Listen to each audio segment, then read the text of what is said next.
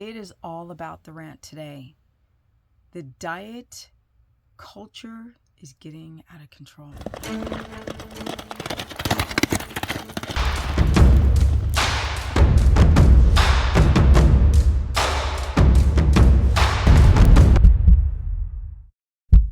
Welcome, everyone. Let's get into it. Okay. I've had, I was going to say, several consultations this past week, but really it's over the last 10 years. People are literally so desperate to either, let me tell you what people are desperate about. To lose weight, that's number one. To sleep better, that's number two. To have energy, or maybe it's energy is number two. But the top three are to lose weight, to have energy, sleep better. And then they want to fix their gut because people are having skin issues and they're bloated and they're inflamed. They're holding water on the face. I mean, I hear it all. And when I sit down with my little notebook in my consultations, I want people to go back. And they often respond, well, how far back? And I say, well, hell, go all the way back to your mother's womb. What you don't understand is that what your father was doing upon conception, the quality of a sperm, is such a massive part of your epigenetics. It's what your mother ate and then the quality of your father's sperm. So some people will say, I can't remember having clear skin because they've had eczema as a baby, or I've never been able to fall asleep fast or have energy, or I've always been constipated. And then they find the diet culture. Snake diet, cabbage soup diet, carnivore diet, paleo diet, low carb, high fat diet, ketogenic diets. And people ask me, how long will it take before X happens? How long will it take before I lose weight? How long before I'm keto adapted? How long before my blood sugar stabilizes? And people are confused. Often when people find me, they've gone down that hype route where some guru is telling them that they should eat a pat of butter before bed, not considering their gallbladder or histamine, or to eat one meal a day to experience autophagy as they tank in energy or their hair starts falling out, to eat as much protein as possible, and then the protein rancidifies in their gut and they develop certain hiccups like high B12 or kidney pain. My rant is about people being too desperate where they turn off their reasoning and just will allow anything to be told. Believe in anything, fall for anything. At this point in 2024, people should be more skeptical because of all of the fuckery and the foolery that should have woken everybody up over 3 years ago. I mean, I get people who's, had a sword fight with their shoulder, if you get my drift, got a little jag, and are having the worst symptoms. I mean, I really want to do a video about all of the symptoms I've seen from getting the little doot in the old boulders right there or right there. We're talking spleens exploding, blood sugar up to 500, cancer returning, infertility. And yet they still haven't put the dots together. And I don't understand why not. Or when the doctor is telling you to go on thyroid medication and not considering that throughout human history, we haven't needed thyroid medication or multivitamins. These supplements are great, but they should be taken for the short term. If you have a thyroid, why would you be on a synthetic thyroid? It's going to atrophy the thyroid gland. And then when you go off, you feel terrible. But when you go on, it doesn't fix the problem. Because you trusted the guys in the white coats too easily. And now people are trusting other gurus too easily. It is not hard to fix the body. In fact, the body doesn't want to be sick. But you have to encourage it to go the right direction. You just can't sit at home, intermittent fasting, eating 2 pounds of beef and drinking coffee and expect autophagy or anti-aging or a ton of energy or whatever it is, having your electrolytes be on point. People are taking like keto chow and element, and they still have the problem. Or they say, I'm a little bit better. I'm like, okay, you don't want to be a little bit better. You want to be best, because you don't want to deprive your body of oxygen or the communication between cells.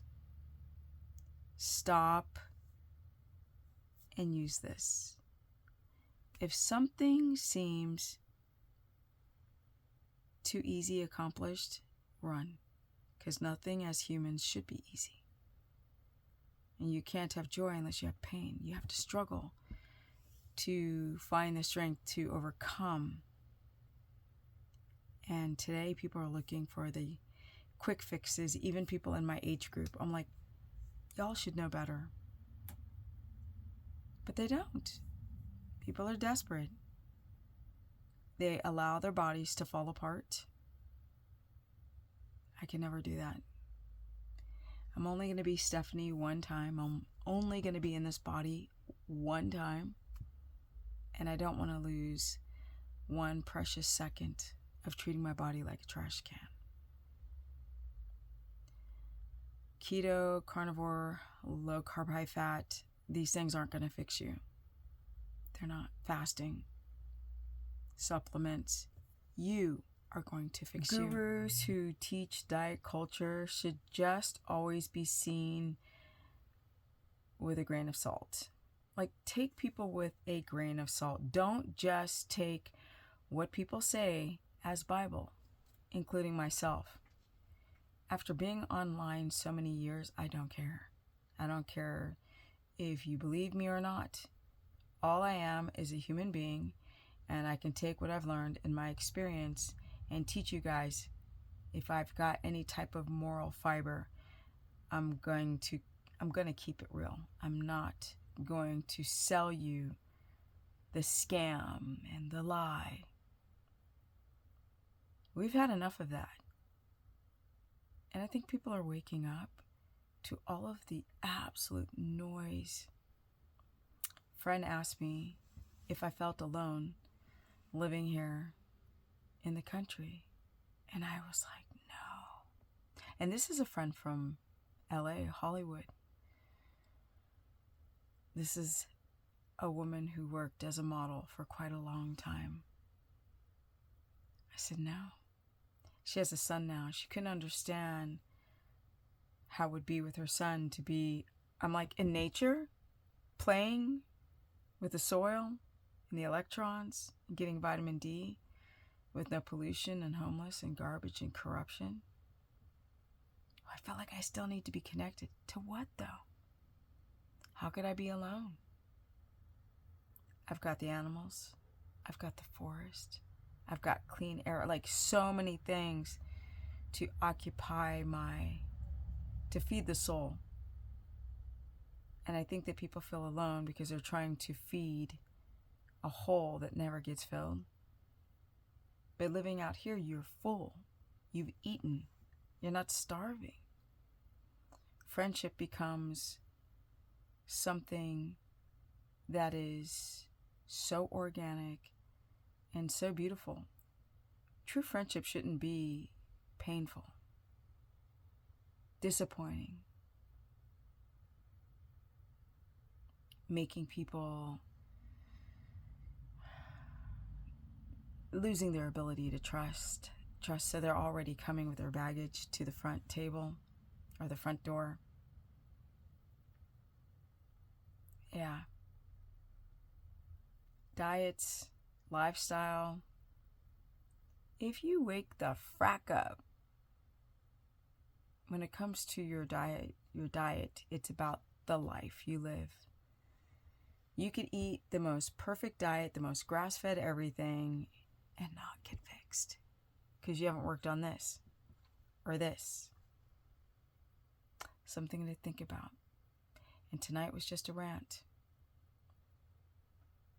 Question everything. Question all your symptomology, your hair quality, your skin quality, your how many times you wake up, your dehydration, the heart palps, the thyroid symptoms. Oh, so many people ask me, have you worked with people with Hashis or women? No, people. I'm like, sometimes it's hard to find someone who does not have Hashimoto's. Question everything. Stop following gurus like they're gods. They're not, nor am I. And when you stop doing that and you start learning on your own, that is when the body will change. That is when you get into ketosis. That's when your body will release growth hormone, cellular cleanup, autophagy. Yeah. Stop listening to the noise and start focusing on maximizing your freaking human potential. And I'm out. Because I didn't feel like talking about diet today. I just felt like ranting, saying what was on my mind, appreciating the life that I've created for myself. And that also goes along with the body that I have designed in my late 50s. The lifestyle, yeah. And I want you guys to do it as well. It's so fun when two people share something they're super excited about, like as if you're 13 again, like, oh my God, I'm so excited. No one's ever excited anymore. And I still get like my house build. It's on hold because I have to recut the windows. But I can look at it and go, we're almost done. And I can see the potential and I get super pumped and cranked out. Or the thought of trail riding Thunder with other people. I was like, I just need to get my life organized and then get a trailer and we're gonna go riding in the trails here because it's so beautiful where I live. And a lot of people horseback ride. You set goals that make you feel full and rich. It doesn't matter who's around you, 1 or 1,000,000. Instead of being in a city like Los Angeles with all the counties combined, 30 million people, 30, and feeling alone, having a ton of friends and feeling alone, that's not how it's supposed to be. And I'm out because now I got to edit this, and clearly I sort of choke out all my words when I am so tired. But guess what? I'm so close to finding that peace, like the relax it, like to enjoy where I'm at. All the work and all the interacting with people and things that I have to overcome. I'm so close to just chilling on my deck, listening to the birds sing. Comment below. How do you guys feel? Do you feel stuck in your job? Do you feel stuck in your body?